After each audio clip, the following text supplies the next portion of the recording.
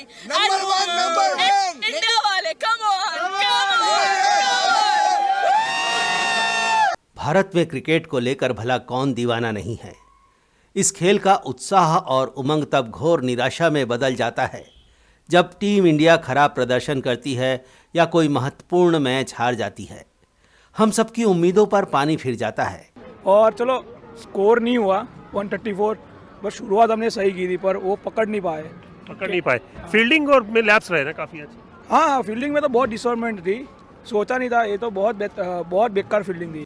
चौक चौराहों से लेकर टीवी पर बड़े बड़े जानकार खेल और खिलाड़ियों का विश्लेषण करने लगते हैं। होना चाहिए कि हमारे पास वर्ल्ड चैंपियन की टीम नहीं है। हम दावा कर सकते हैं, पूरा मीडिया कर सकता है, पूरा टेलीविजन कर सकता है कि हमारे पास है। खिलाड़ियों को बदले जाने की कवायद होने लगती है, लेकिन क्या आप जानते हैं कि ये कोई स्थायी समाधान नहीं है।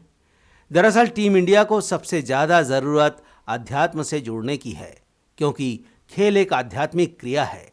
कैसे, हम बताएंगे इस वीडियो में, तो बने रहिए हमारे साथ और इस वीडियो को आखिरी तक देखिए। और हाँ, अगर आपने हमारे चैनल को सब्सक्राइब नहीं किया है तो जल्दी से कर लीजिए और बेल आइकन को भी दबा दीजिए ताकि हमारे वीडियो आप तक पहुंचते रहे।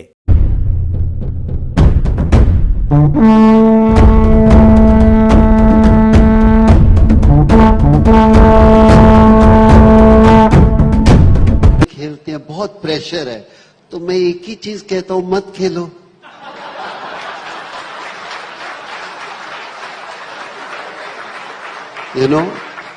ये प्रेशर क्या होता है? खिलाड़ी को फर्स्ट थिंग, आपको पैशन है तो प्रेशर नहीं होना चाहिए।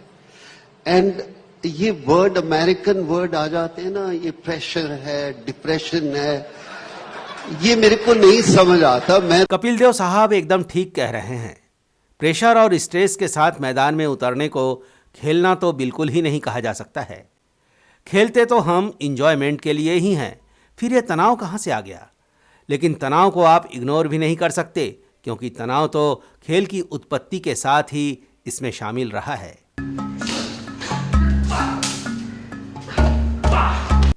दरअसल खेल हमारी हिंसात्मक प्रवृत्तियों का रचनात्मक रूपांतरण है।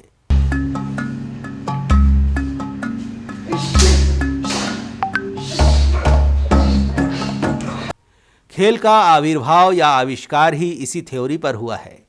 मनुष्य ने पहली बार क्या खेला था और क्यों खेला था, इसका पता लगाएंगे तो आप भी जान जाएंगे। युद्ध और शिकार में कौशल प्रदर्शन से खेल का इतिहास शुरू होता है और दोनों ही कामों में हिंसा और तनाव शामिल है।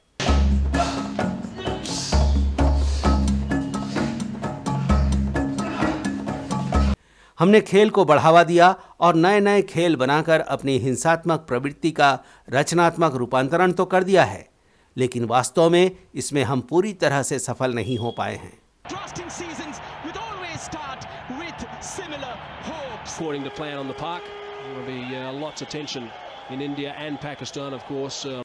ईस्ट बंगाल और मोहन बागान के बीच फुटबॉल का मैच हो या फिर भारत पाकिस्तान के बीच क्रिकेट का मैच, प्रतिद्वंदी टीमों के समर्थकों में तनाव और हिंसात्मक प्रवृत्ति हिलोरे लेने लगती है।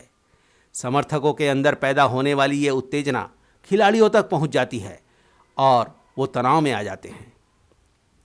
वहीं आईपीएल जैसे मैचों में या घरेलू प्रतियोगिताओं में ये तनाव कम होता है, इसलिए खिलाड़ी लगातार खेल भी लेते हैं और अच्छा प्रदर्शन भी कर लेते हैं। उन्हें कोई थकान नहीं होती, जबकि हम इसका संबंध उन्हें मिलने वाले पैसों से जोड़ने लगते हैं। दरअसल खेल का रचनात्मक रूपांतरण तभी पूरा हो सकता है जबकि हम खेलों के आध्यात्मिक पहलू को ठीक से समझ लें। दोस्तों, स्वामी विवेकानंद ने कहा था कि मंदिर में पूजा कर रहे व्यक्ति से ज़्यादा ईश्वर के करीब वो होता है जो मैदान में उतर कर खेल रहा होता है।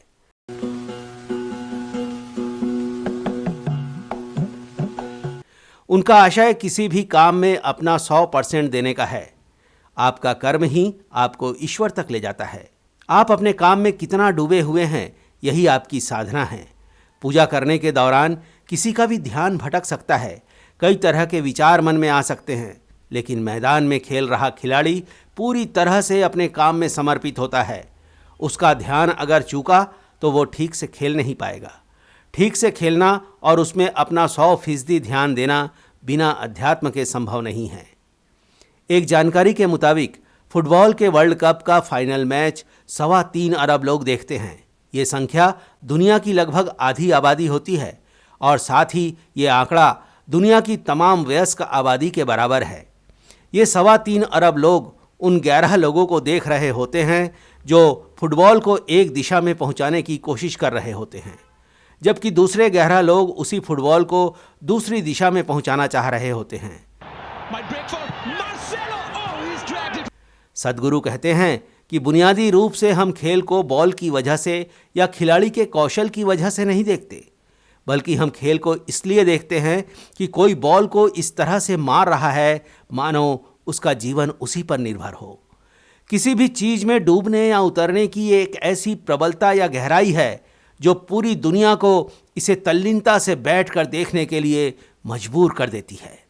दोस्तों, संपूर्ण आध्यात्मिक प्रक्रिया का मतलब भी यही है कि आप किसी तरह से अपनी सीमाओं से परे जाकर उस आयाम का अनुभव करें जिसके बारे में अभी तक आप जानते ही नहीं थे।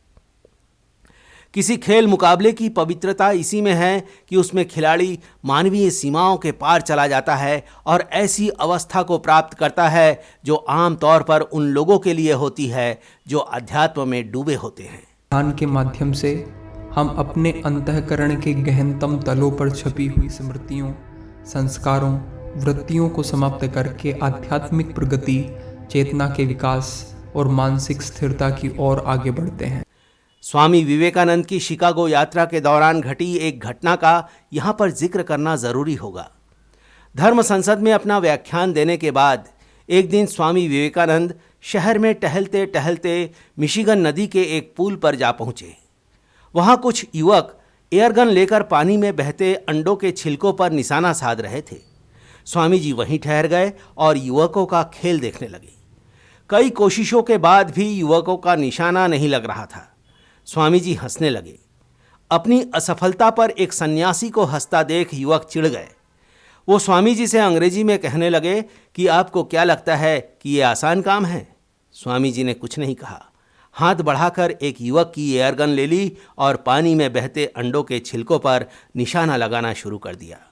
उन्होंने एक एक कर सभी युवकों की एयरगन से निशाना साधा और उनका एक भी निशाना नहीं चूका।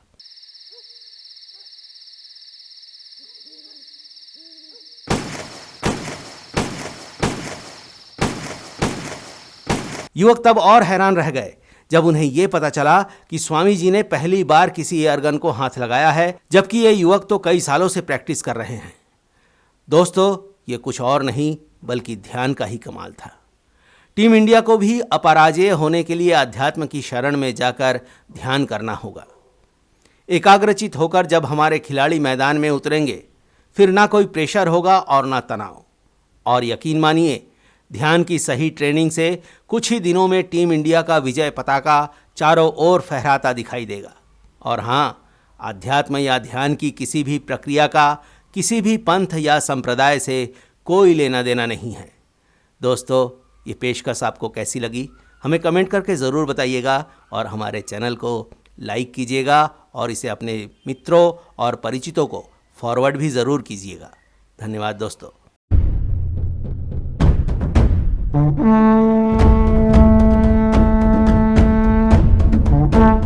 you.